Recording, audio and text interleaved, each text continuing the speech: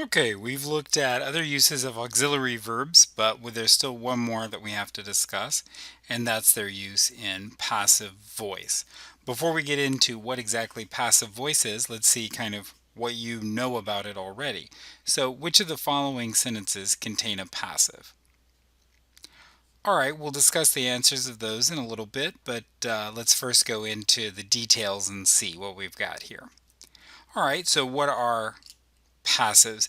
First of all, we want to be careful to distinguish. We're going to be talking about passive voice here, which is a grammatical concept. Other people bandy about this term passives and say you should avoid passives and don't write in the passives and things like that.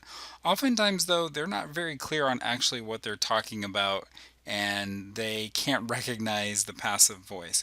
So the passive voice is very well defined. We'll talk about that and see what it is, and then we can see some examples of where you'd want to use the passive and why you wouldn't necessarily want to avoid them. So for passive voices, for their the basic idea is this. So, normally when you do have a verb that actually does refer to an action, then the doer of the action is the subject, and the recipient, the patient of the action, is the object. That's the basic cases. When things are lining up, as they're in this platonic ideal. Um, in passive, what happens though is that the patient, the thing that's acted upon, doesn't show up as the object. Instead, it shows up as the subject. So in the active, we have the Cubs beat the Pirates 14-3 on Monday. The Cubs are the doers of the action, and the Pirates are the patient. And in the passive voice, they're going to show up as the subject, the pirates. And there's various other changes that go on in the sentence. So, for example, you can see we've added in were, so there's where our auxiliary verbs come into play. The verb beat is now in a different form, beaten, it's in the past participle. What had been our subject in the active is now the object of the preposition by. Okay, so just to illustrate those properties for us once more. Okay, so from the active to the passive, so again, what would be the object becomes the passive subject. We're going to add in a form of the auxiliary be. In this case, we're using were because the original sentence is past tense. So if we hold everything steady, constant, then we're going to use were here to keep the sentence past tense. Of course, it has to now agree with its new subject. Okay. Then our verb's going to go into the past participle form, our main verb. So for beat, that's beaten. As we mentioned, the active subject now becomes the object of the preposition by, and then whatever else from the sentence is carried over. So the Pirates were beaten by the Cubs 14-3 on Monday, gives us the passive voice. That's the basic one. There are, well, let's try it out and then we'll talk about some variants. All right, so let's see. The Germans sank the ship. If we go ahead and turn that one into a passive, what's that going to be? Well, that would be the ship was sunk by the Germans. Again, we're trying to keep the rest of the tense aspect, any other auxiliaries, the same. The police arrested me last night. I was arrested by the police last night. The mechanic has fixed my car. My car has been fixed by the mechanic. The authors haven't written the last volumes yet. The last volumes haven't been written yet by the authors, or written by the authors yet, either way. The voters re-elected the mayor. The mayor was re-elected by the voters. They are giving me the runaround. I am being given the runaround by them. Let's look at that one again.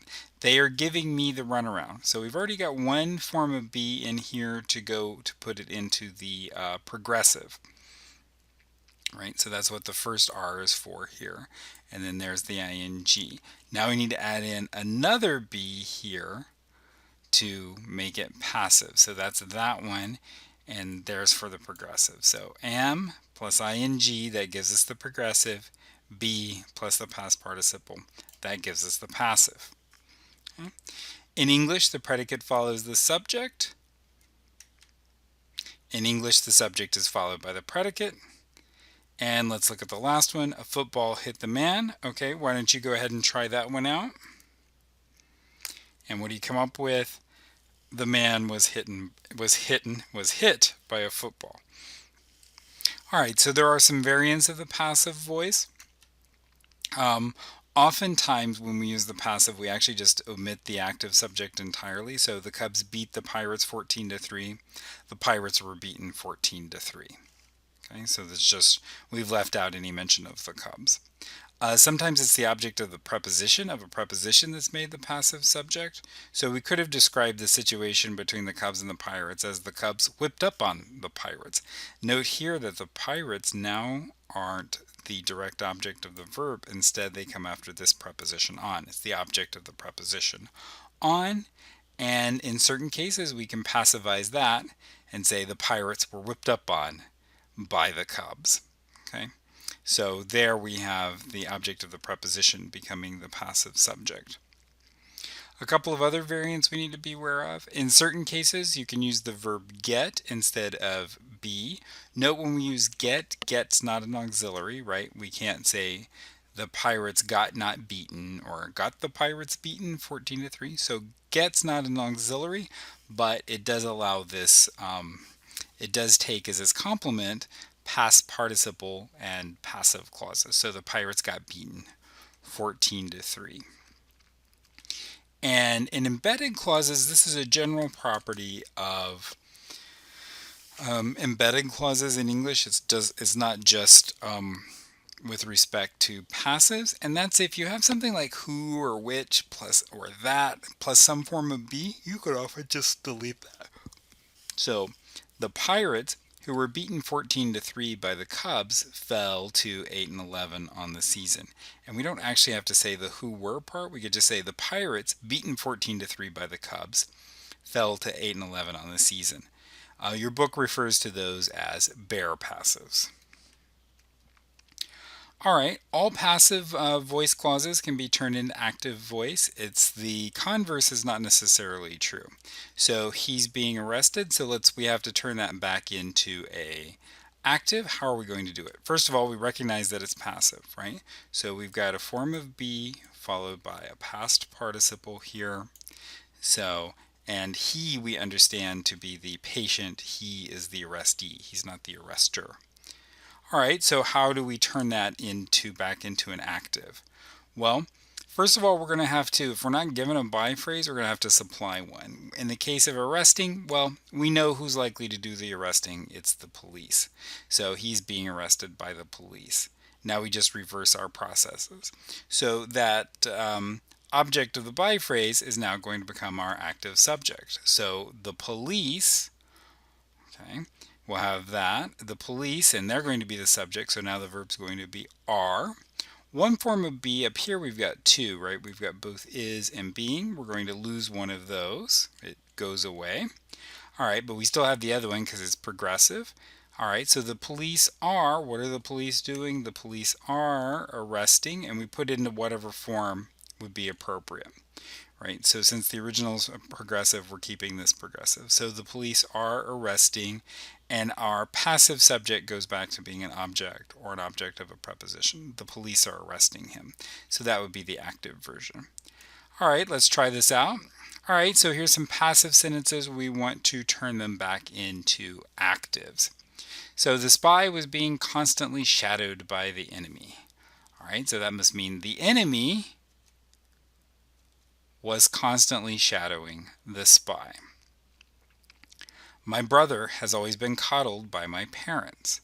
Okay, so there's my parents, so we need to take that and make that the subject. My parents have always coddled my brother.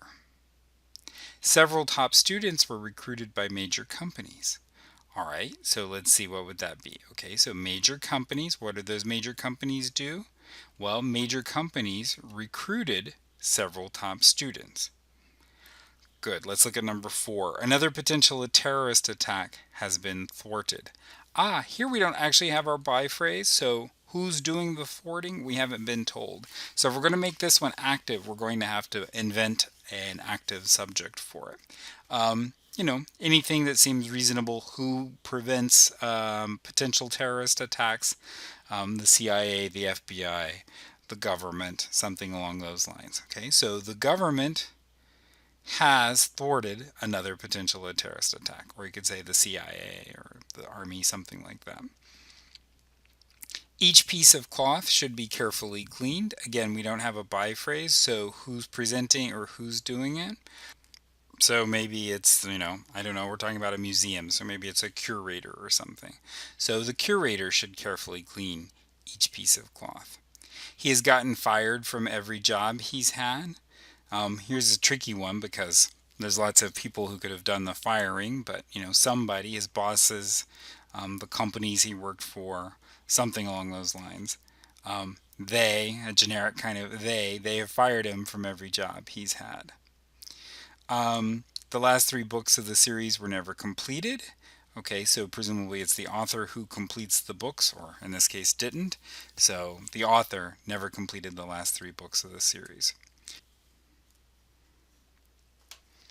So the search has been called off because of bad weather. Okay, so who can call off a search? The police, the authorities. Authorities have called off the search because of bad weather. Some of life's happiest moments aren't planned for. Well, that's just anybody, right? So we don't plan for some of life's happiest moments. They sold the picture illegally taken of the celebrity. Ooh, this one's a tricky one. We have a bare passive, taken. Okay, but we can tell that the pictures were taken. The pictures which were, we can supply that which were if we need to. If we're going to rewrite that one as active, what would you have to do? So take a second and give me a corresponding active. All right, we would end up with something like, they sold the pictures that were illegally taken. Well, first of all, we got to recognize it's a bare passive, and now we make it active.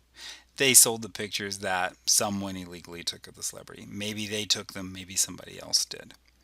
Okay. All right.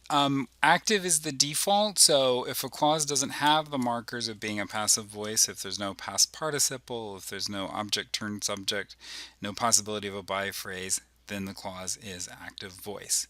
And we can always make a passive into active. We can't always make, not all actives have a corresponding passive. All right, so now let's go back to our initial question, and which of the following contain a passive?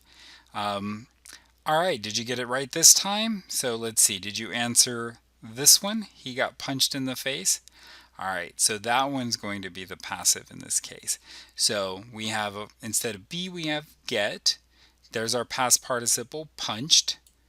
Okay, he is the punchee and he is not the puncher. So someone punched him in the face.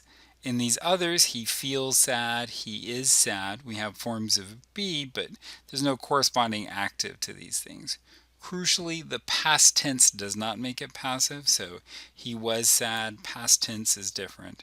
There were a number of dead leaves lying on the ground. Again, past tense, but not passive. There's no past participle here, and it's not like something is acting upon the leaves. They're just there. So some takeaways, kind of basically what I just told you, but some additional indications. Clauses with be. So a be verb alone is insufficient to mark a clause as passive voice. The past participle is going to be crucial. Um, a lot of people don't recognize this, and sometimes they do think that any clause that has be in it, unless maybe it's progressive, is going to be passive. That's just wrong. It's just not what passive voice is. Um, and one of the ways we can tell, well, clearly this is not the case, is because if these were passive, we should be able to make them active, and we can't, right? If the boy is tall, there's no way to turn that around and make it something talls the boy. She is president, something presidented her. It's just not possible, right? So these clauses aren't passive, they're the default active. Um, We should also note there are some adjectives. So we get what are called adjectival passives, which really isn't the best term because it's what it really means is it's adjectives derived from passive forms of the verb. Okay. Um, and so they can look a lot like passives, but they actually aren't. Okay, so what we have is we have an adjective that's derived from the past participle of a verb. And you can tell the difference in the interpretation. So when you have an adjective, it's considered describes a state, whereas the actual passive is just going to describe the event that happened. So he's really bored. That's going to pass our test for being an adjective. He's very bored. He seems bored. He was bored by their behavior. Their behavior bored him. So there's where it's passive voice and it's the past participle. Here it's actually become an adjective and this is no longer in the passive voice. He seems worn out. Same thing. Worn out now is going to behave as an adjective. He seems very worn out, completely worn out. Um, the worn out tires. He was worn out by his children wore him out. Okay, so this is an event, and in that case, it's a verb in the past participle form, a form be. He is acted upon, and that's the passive. The lamp is broken. It's just in a state of being broken. It's completely broken. It seems broken. So it passes, it's very broken. It passes our adjective test versus the house is being broken into. Okay. So there's an event going on. Okay, so the house is being broken into. There's the past participle. Oh, note too, we got a prepositional passive here. Someone is breaking into the house. And we have lots and lots of adjectives derived from past participles, so that's one place where you have to kind of be careful in determining if you have a verb or not, and or if it's an adjective. And sometimes it's ambiguous between the two. So, if you have something like he was embarrassed, well, that could talk about the state that he's in. He was very embarrassed, in which case embarrassed is an adjective. Or it could talk about some sort of event that happened to him, right? You know, his mother walked in on him and he was embarrassed by that, right? So, in which case it's an event and it's a passive clause. And again, passive voice doesn't equal past tense. The passive, just like the active, can be in any tense. So the Cubs beat the Pirates. The Pirates were beaten, past tense. The Cubs are beating the Pirates. There we have a present progressive. The Pirates are being beaten. And we could use the modal auxiliary, make it future. The Cubs will likely beat the Pirates. The Pirates will likely be beaten. We do have to be careful too because, as hopefully you know now, many of the past participle forms, they may be distinct from the preterite form. So gave, given, sang, sung, wrote, written, ate, eaten, showed, shown, tore, torn, froze, frozen, drank, drunk, bit, bitten. But for many verbs, walked, walked, grabbed, grabbed, needed, needed, hit, hit, kept, kept, etc. For many verbs, the preterite form and the past participle look exactly the same. So you may have to stop and really think about, is it an active clause with a preterite form or is it a passive clause with a past participle? Or is it an active clause and the past participle is actually with the perfect tense? So we do have to be careful. That is one other use of the past participles where they're not interpreted passively, and that's when they're used with auxiliary have to indicate the perfect. So he has kept the door open, and all of these, this doesn't change the voice. So if there's something in there to make it passive, it'll be passive, otherwise it'll be active. So he has kept the door open. He is the keeper. This is active. We had at last entered a new phase of our lives. We are the enterers. Okay, so this is active. In order to have been here on time, have been, but again, there's no past participle after been. We would have to have left before dawn. Okay, so we're the ones who are leaving and we're the ones who are going to have been here on time. Okay, so with the perfect doesn't give you a passive. You would also need that other auxiliary be, or you would need get plus a main verb in the past participle to get passive. Okay. Otherwise, if you see a past participle outside of the perfect, then it's going to have that passive interpretation.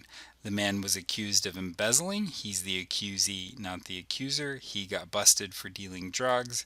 He's the one who was busted, not the person doing the busting. With her cell phone pressed to her ear. Okay, her cell phone is being pressed to her ear. She's not, the cell phone's not pressing anything. Okay, so hopefully that gives you a good overview of passive voice, and you can now recognize if something is an active voice or passive voice and change one to the other.